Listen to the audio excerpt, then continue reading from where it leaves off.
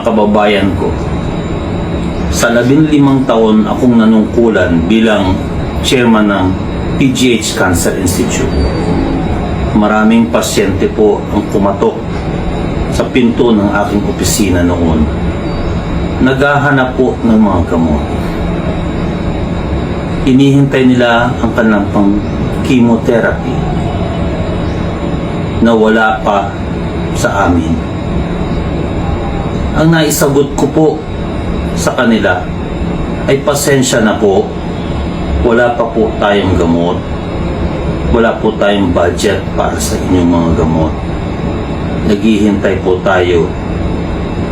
Wala po kaming magagawa, mahirap po tayo na bansa.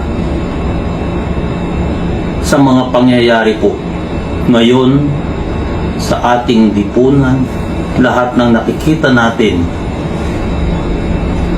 mali po pala ang aking mga sinabi noon. Hindi po pala wala tayong pera bilang bansa. Mayroon po tayong pera, nasa bulsa po ng mga taong walang konsyensya. Sana po ang nagpapasasa sa mga pera na ito ay makita na may mga pasyenteng namatay dahil sa kanilang pagkuha ng pera na dapat ay naibili ng mga gamot. Hustisya ang isinisigaw ng bayan. Ang mga malamig na tiyan at malamig na mga paa na nakababad sa baha ng mga taong nakatira sa lansangan, sila po ang mga sumisigaw ng hustisya, katarungan. Iyan pa ang kapalit ng pagbili ng mga kotse na mamahalin,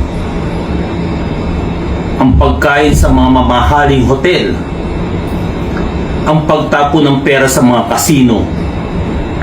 Dapat po ang buhay ng bawat mamamayan na naghirap dahil sa korupsyon ay sagutin ng bawat mga mambabatas, mga kawani ng DPWH, lahat po ng involved sa mga itong proyekto na dapat ay nakakatulong sa tao, yung pala ay hindi man lamang po makikita ang anino ng mga proyektong ito.